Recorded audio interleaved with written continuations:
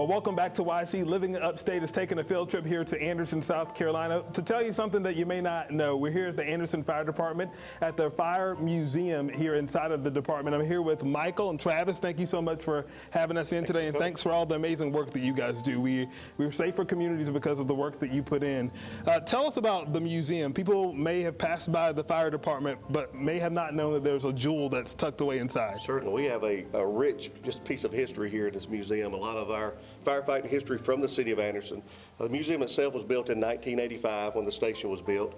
And then over the years, probably the last 15 years, we had he's retired now, firefighter Billy McCullough, really took a lot of interest in developing this museum. So what started from just 4 trucks in here, starting from the 1880s up to the 1917, Billy really took an interest in found a lot of these treasures that were hidden. We've had people, found their granddaddy's badges and helmets and different things, and he researched and got a lot of the history for us and put this together to the jewel we have today. And a lot of people may not understand the value of having something that written history, because a lot of times things were just oral histories, right. and when those people died, that kind of goes away. So to be able to have something that preserves a part of your history is really cool. And we were having some fun looking through some of the old ledgers of things that the firefighters were called into work for. So it's kind of cool to go back and see those things. Yes, see a lot of the history that was just living history there.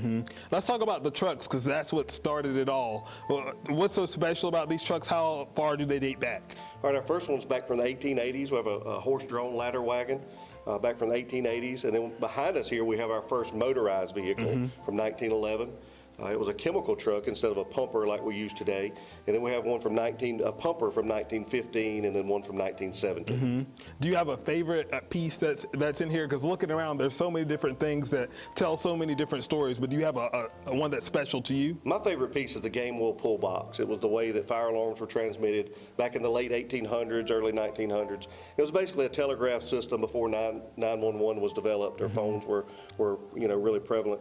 And basically, if you had a fire to a residence, you would go to your nearest street corner, pull that game wheel pull box, and it would transmit pretty much a telegraph alarm to the fire station, and it would be distinctive for that box number. So one we have here is box 415, and it was actually the girls' dorm of Anderson College. It was Anderson College back then. Anderson University now was Anderson College. So they knew if that box 415 came in, that's where that alarm was located, and to go to that area. So you had to know where your closest call box was. You're not going to have one in your yard. Right. You may have to run a block or two down the street to your nearest pull box to activate an alarm if you had a fire at your house. And I was telling you, Michael, too, I said it's probably cool to see kids come in and see some of these things, and they're used to iPhones and Androids, to say, what is this? So they really get an education. They really enjoy seeing the difference between the old trucks versus what we have today. I bet. And Travis, you got a favorite piece? I think my favorite is the old ladder truck. I actually have a picture over there of the 2 horses, and their name was Frank and Jim. So I think that's pretty neat in here too. So yeah, and I'm sure kids love to ask about that too. Yeah. And I know you guys have a piece from 9/11 as well. Tell me about that. So we have an actual piece of steel I-beam from the Twin Towers. The New Jersey Ports Authority had a lot of this, and basically all we had to do was pay the shipping to get it here. I think at the time it was a couple of $100 to get it shipped to us on a 18-wheeler truck.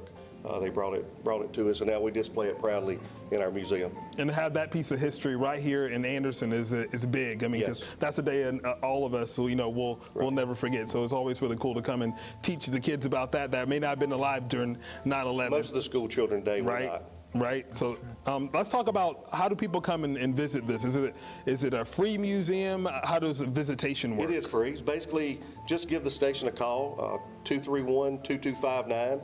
And just let us know you want to come. We have a lot of school groups come, scout groups, civic groups, and then just families, homeschool families, or just individuals come and want to look at the museum. So certainly anytime our doors open, just stop by. It's better to call just to make sure we're not doing something else, but just stop by or give us a call, and one of us or one of the guys on duty will be glad to show them around. And we talked about the educational component of this, but for this community, what do you think this museum means for the Anderson history and all of that? What do you think this is going to do to kind of help tell that story, keep that story?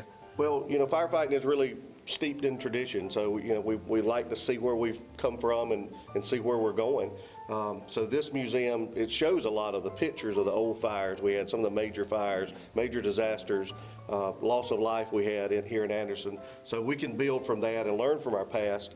And even with the trucks, you know, you can see where we came from, you know, 100 years ago to what we have today, and, you know, kind of imagine what we'll have, you know, past my lifetime, you know, 100 years from now. You know, where will the fire service be then?